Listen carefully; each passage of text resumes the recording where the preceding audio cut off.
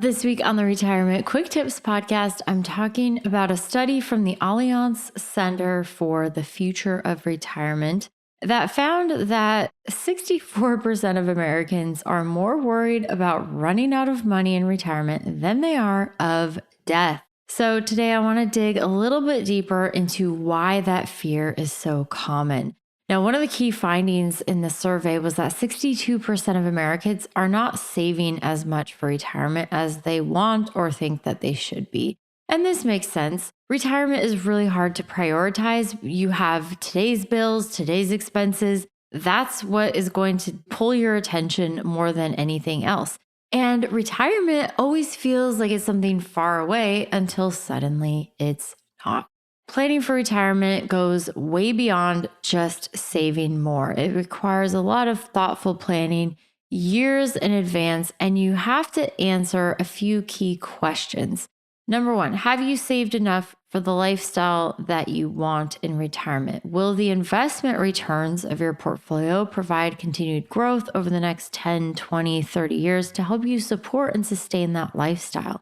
Does your retirement timeline make sense? Are you wanting to retire at 60 or 62 or 65? And whatever that age is, can you actually afford to retire at that age versus working a little bit longer?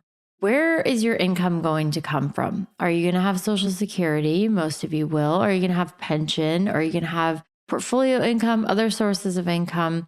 And maybe hardest of all, what are your expenses really going to look like in retirement?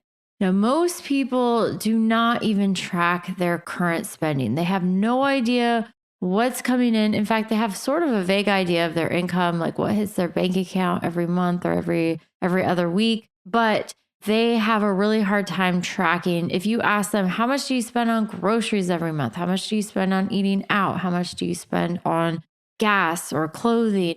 They cannot even give you a ballpark estimate that is even remotely accurate. So most people really struggle to understand where their money is going every month. And so when you're not keeping track of your current spending and where your money is going, it makes it really, really hard to plan ahead and save enough at a meaningful rate for retirement, because it often just comes last. It's like, I take care of all these other bills. I want to have a little fun. I want to eat out. I want to go do this on the weekend, and that costs money. And then before you know it, you just don't have any money left for your long-term goals like saving for retirement.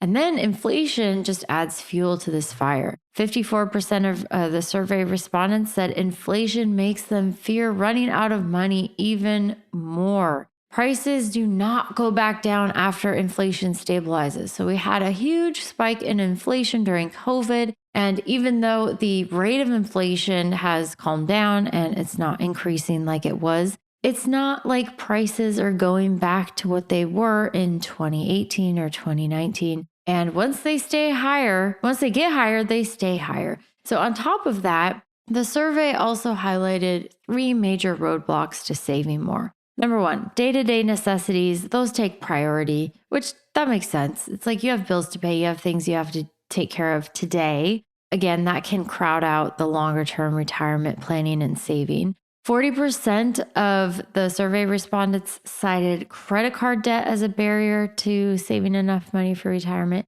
And 35% said housing costs, their rent or their mortgage, is what keeps them from saving more for retirement. So what's the solution? Well, part of this comes to just tracking your expenses, understanding where your money goes every month. And we want to do that in a way that leaves some breathing room. So saving money for emergencies, saving money for retirement. And I think if most people who are really struggling with this tracked their expenses, they would find that little extra every month to set aside for emergencies and also for retirement. But most people are just not doing that. That is true regardless of income. Now, there's a certain threshold where, if your income is below a certain amount and you're struggling to pay your bills and do all of that, then it's really hard. But then you have to make some tough decisions about where you're living. There's always resources to take advantage of that can help reduce your food costs and your gas and all of those things. And so it is very possible to live in such a way, regardless of income, that allows you to save for emergencies and set aside money for your long-term future in retirement, even if it's just a little bit. But we want to ask the hard questions. If you have credit card debt, why do you have credit card debt? Is that a one-time surprise, or does that surprise keep happening? Is your housing cost sustainable?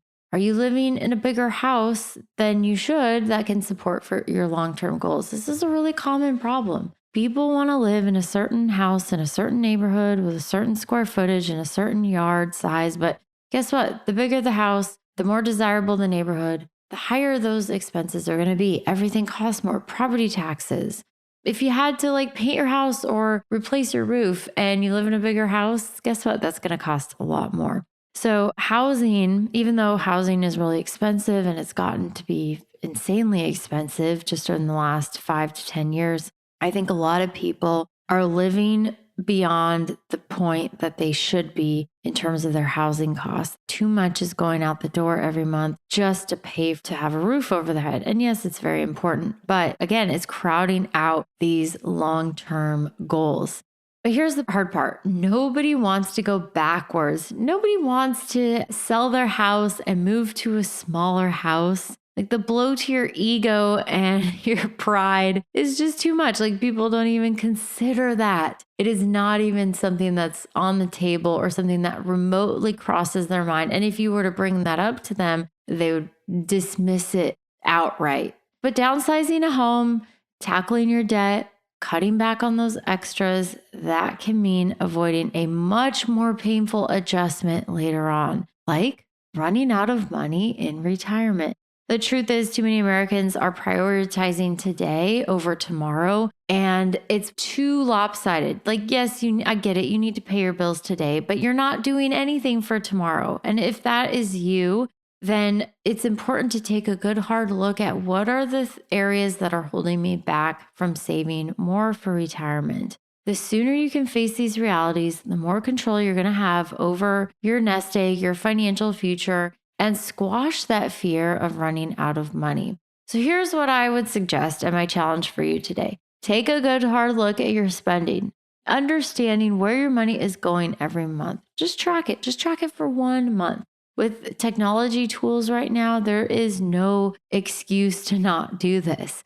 And then look at your costs. What percentage of your outflows or your money expenses, what you're spending every month, what's going towards each area, what's going towards housing? And that would include everything like maintenance, property taxes, insurance. Too many people are spending a third or 40% of their monthly expenses every month are going to housing. And if that's you, then that just means too much is going out the door for that. And we need to look seriously at some adjustments. It's a hard reality to face, but for many Americans, it's a crucial reality that they need to face.